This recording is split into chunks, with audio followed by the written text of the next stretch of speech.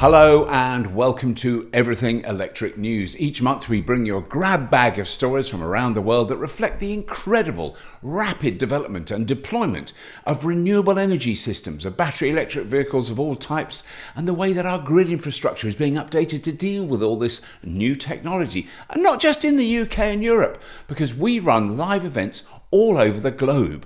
We also focus on the global transition. And this episode will have a bit of a focus on North America. I'm talking geographic, not political, due to our upcoming event in Vancouver, Canada, in September.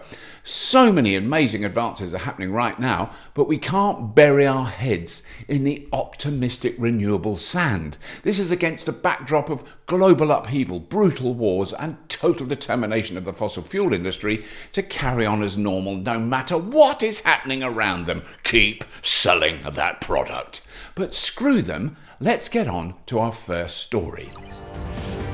Now, one thing we know, the technology around electric vehicles and in particular batteries is not static. As I've said many times, it's developing at dizzying speed. A really good example of this is the launch of the new Nissan Leaf. Ooh. Now, many long-term viewers may know I've been driving a Nissan Leaf since 2011. So coming up for 15 years, and that car has been incredibly mechanically reliable over that time. The fuel and maintenance costs over that period have been so low, it is actually embarrassing. I don't virtue signal when I drive my Leaf, I shame signal. I drive around like hoping no one notices. All the petrol, diesel and petrol hybrid cars around me of a similar age are costing their owners thousands of pounds a year in fuel and maintenance. The old Leaf just keeps quietly plodding on regardless. Now, I'll be reviewing the new Leaf very soon, but the point here is this. My original 2011 Leaf had a plausible, realistic range of about 75 miles. You could go further, but my goodness, you really did get actual measurable range anxiety in those days. And that battery was very, very expensive. The longest range version of the 2026 Nissan Leaf can cover 375 miles.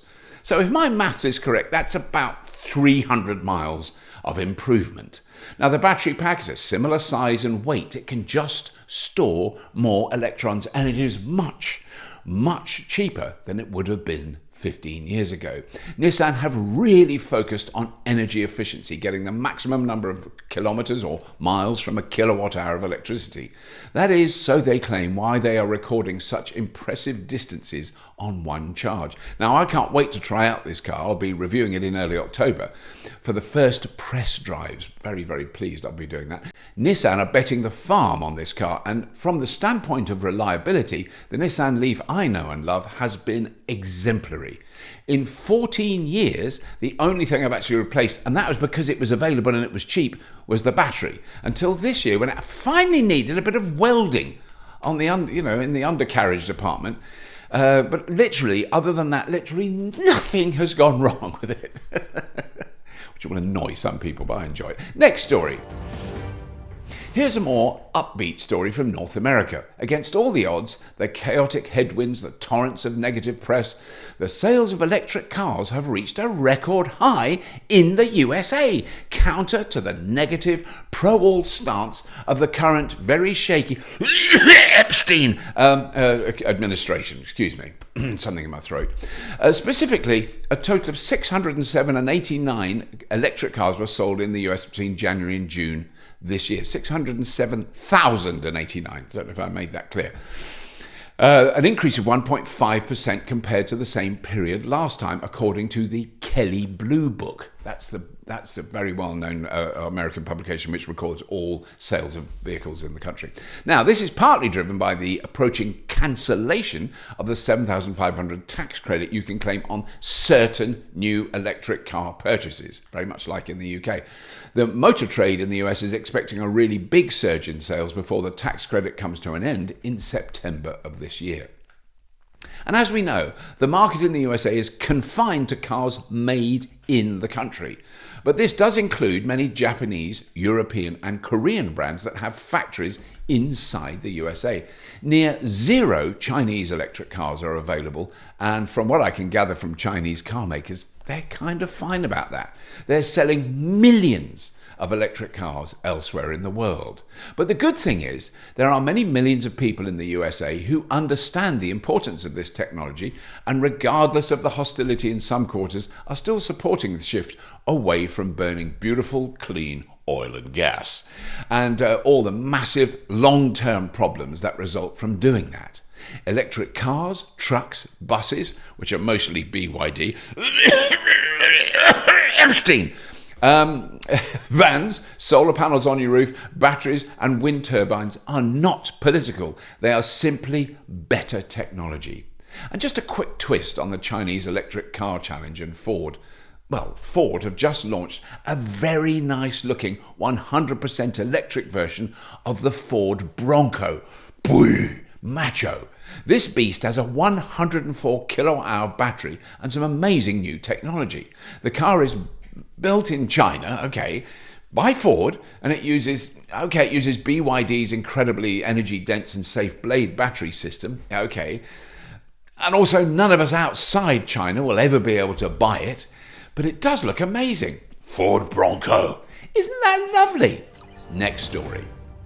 I think it would have been about 9 years ago I attended a big conference about the wind industry. It was all about wind turbines and offshore wind and onshore wind and grid connections. I heard numerous people in the industry say how an individual offshore wind turbine might eventually be able to reach a 10 megawatt maximum generating capacity in the coming 10 to 20 years. But after that, the machines would be just too big to build. At that time, the average generating capacity of a single wind turbine was about 4 megawatts. So a 10 megawatt machine seemed an insanely big jump. I later heard people say that floating wind turbines could be part of the solution. There weren't any around at that time. But because they were floating, they would only ever be among the very small offshore turbines. Jump forward to 2025. General Electric already have the Halide X turbine up and running. That's being installed out in the North Sea as we speak. That huge monster machine broke the 10 megawatt capacity a couple of years ago, and we featured it on the show. This is a truly massive 12 megawatt machine that's sunk into the seabed and stands 260 meters or 850 feet tall. Each blade is 107 meters or 350 feet long, each individual blade. Mind-boggling. And now that's been eclipsed by a floating wind turbine. In China, of course. Chinese state-owned energy giant China Huaneng Group recently unveiled the world's most powerful direct drive floating offshore wind turbine. This bad boy generates 17 megawatts maximum capacity and has a rotor diameter of 262 meters or 850 feet. The nacelle, that's the box that sits on top of the massive tower, is around 152 meters above the sea. About the height of a 50-story tower block, so nothing that special. And remember, this massive machine is floating. Excuse me for a moment while my mind is repeatedly boggled. Anyway, this monster has also been built to operate in very extreme conditions. This is where it gets truly bonkers. It can cope safely with waves of 24 meters high and wind speeds of over 200 kilometers an hour. Basically a typhoon, which are common in the area where these monsters will be floating around. Well, they're not floating around, they are anchored, they don't just wander about. And if all these numbers make your brain melt, just consider this. One complete rotation of this wind turbine's blades generates enough electricity for 5 average households for 24 hours. One rotation, 5 houses for a day. No fuel extracted, no fuel refined or transported, no fuel burned, and the resulting gases inhaled by human beings. And because these massive machines are floating, they don't have to be installed in shallow, near coastal locations. They are obviously constrained by their grid connection, but they could be installed pretty much anywhere. Next story. Okay, I haven't done this before, but I'm going to do my impression of a man my age expressing his skepticism about the battery life of electric cars. Excuse me. I mean, it's all very well and good driving one of your fancy electric cars. I mean, they're much cheaper to run, I'll grant you that, and they're much cleaner, they're much more reliable. Yes, we know all that. But after a few years, you're going to have to replace the battery, and that will cost a fortune, and then I'll be grateful I kept my diesel car. What actually costs a fortune is fueling and servicing old petrol and diesel and petrol hybrid cars, and this is the pinch point regarding affordable vehicles. While new electric cars are getting cheaper and new battery technology is not only much safer, it's also incredibly long-lasting, then second and third-hand electric vehicles will, I am suggesting, maintain their value much longer than old clanging fossil burners.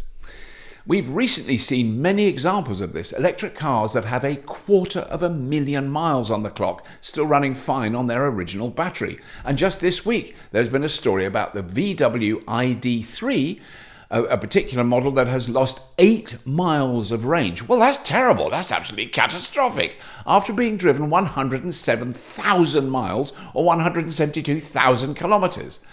As the ID3 in question had a real-world EV database verified range when it was new of 215 miles, now, after over 100,000 miles being driven, it can do 207 miles. Oh, that is hopeless. Throw the battery away immediately, set fire to it, and leave it in a children's playground. Next story.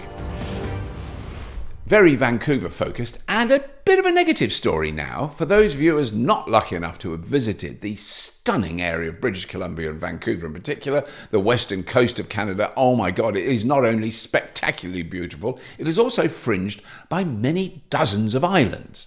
Electric cars have become very popular on these islands. There are estimated to be over 4,000 EVs on the islands and ferry-dependent communities in the area.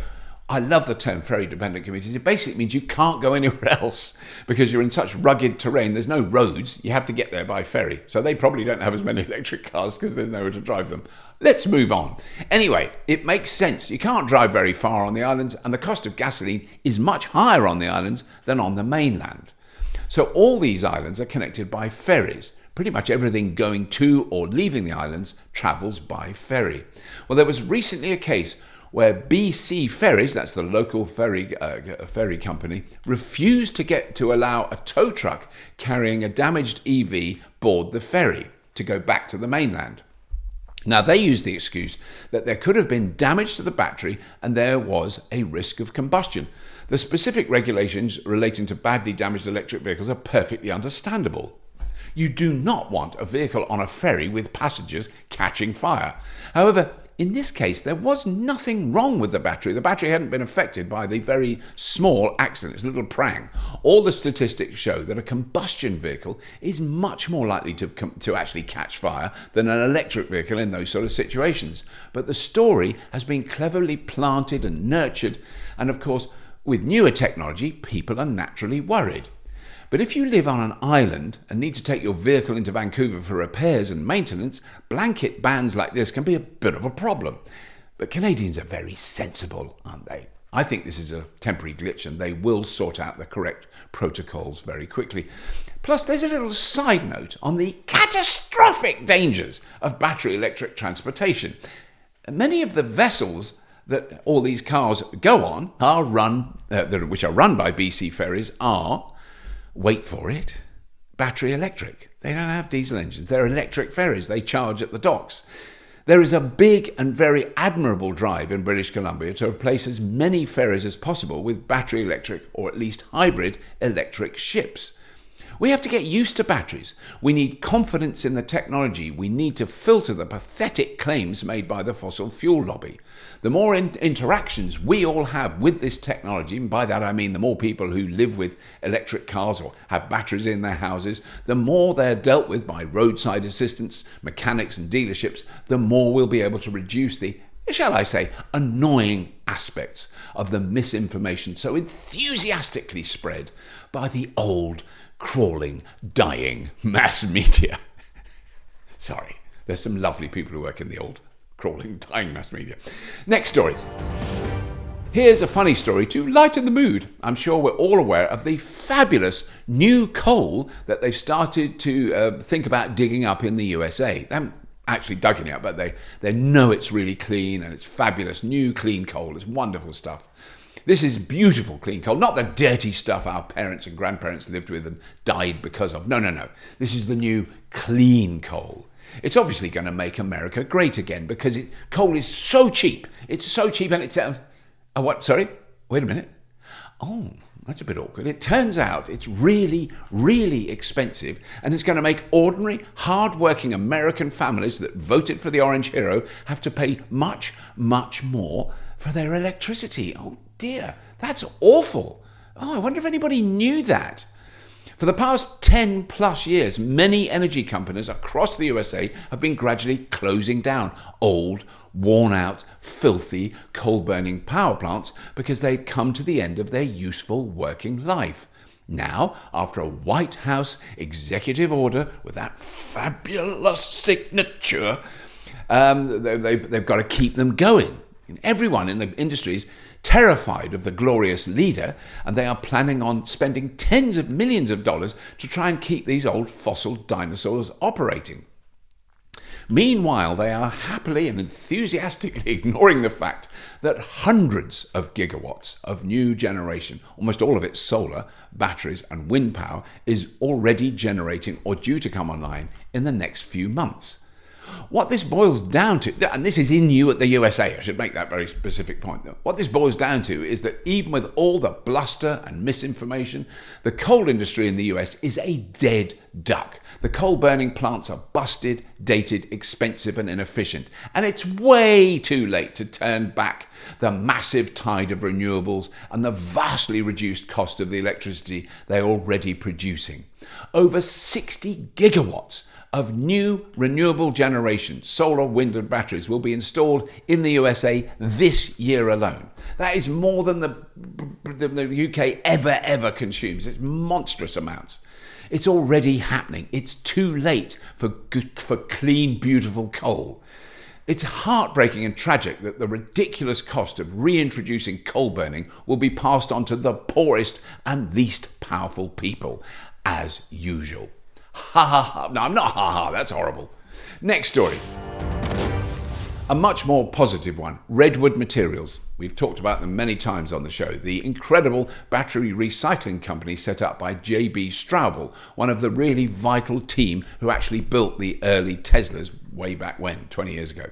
Now, Redwood Materials have just announced a joint venture with General Motors using old GM vehicle batteries packaged into large grid storage mega batteries.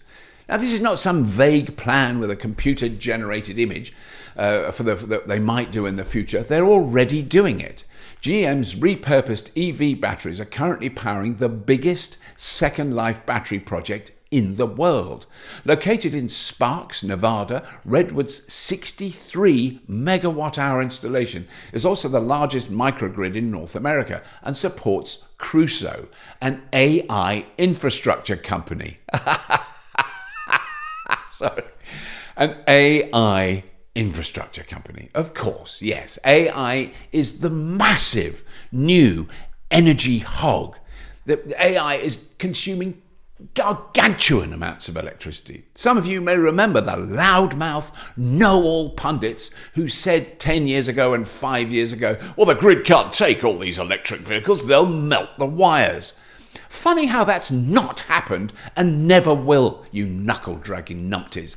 But AI infrastructure, oh boy, a massive strain on the grid. Talk about melting wires. It's only going to get much, much worse. Still, at least old EV batteries can help out a bit. And while I'm here, Redwood Materials already supplied Tesla with large amounts of raw materials for their new batteries from their massive battery recycling plant. Keep repeating to your annoying uncle, neighbour, colleague who claims to know more about batteries than any of the engineers and scientists who are developing and actually building, using and then recycling batteries. What do they know? Elitist specialists. Epstein. Sorry. We will not throw them away. They are being recycled right now, and the businesses doing it are very profitable. I could suggest buying shares in companies like Redwood Materials. They are going gangbusters. But I know nothing about financial markets, and if you follow any of my financial advice, you are too tragic for words. Ask someone who knows stuff. A few short nuclear updates, just to wrap up with a little bow at the end.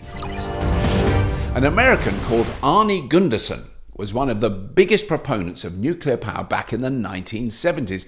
However, he's recently kind of made some rather challenging comments about SMRs. Oh, SMRs, don't we just all love them? Everyone's talking about SMRs, small modular reactors. Brilliant, they're going to be amazing. They'll be made in factories, churned out by the thousand. They'll cost almost nothing. They'll be so cheap, they'll be amazing. Which, as I'm sure you're aware, it is all the rage. And of course, 100% guaranteed to be this absolute certainty to be the total solution to all our energy needs forever for the next million years. Billions of dollars are being ploughed into the PR spin. The development of SMRs. However, Gunderson, who spent over 50 years in the nuclear industry, advancing to senior vice president and managing projects at 70 nuclear power plants, has said very emphatically that he's seen all this before.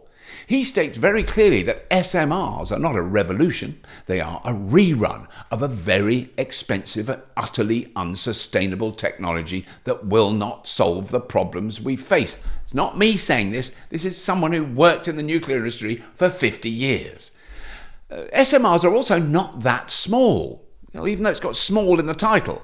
They are definitely not cheap, and they have all the disadvantages of the massive nuclear power plants of the last century, except they don't generate quite as much power. A quick example that I hadn't heard about before is the NuScale SMR project that was funded by the Utah State Power Company and promised 12 SMRs to be operational by 2023. Oh, there we go, we'll get those running. Where are they? Anyone know? Well, the cost, a mere $3 billion per unit, and that cost just kept rising, reaching $9 billion last November, and the project was, of course, cancelled. As always, links to all these stories are in the show notes, and this report is well worth a read if you are a keen SMR proponent and tell me how brilliant they are. I really hope they work. I don't want them not to work. I want them to work, but I've got a feeling we're up against a bit of a challenge there. Meanwhile, not all is well in France, absolutely the leading nuclear company in the world, with their amazing nuclear fleet. Now, I recently drove across France, and I'll say this, their electricity is cheaper than it is in the UK. Their grid infrastructure is very impressive, and their EV charging infrastructure is amazing. But they are now very heavily reliant on rather old nuclear power plants built in the early 1970s that are getting increasingly dodgy and unreliable. Now, as you know, a nuclear power plant needs massive volumes of water to cool the complex systems. This isn't water that gets in contact with radioactivity, don't go on about it, but they're often built on the coast or they're built on large rivers. That's where you build nuclear power plants. And some of the old power plants built on the many magnificent rivers in France are getting unable to operate in the summer because the water is too low and the water is too warm.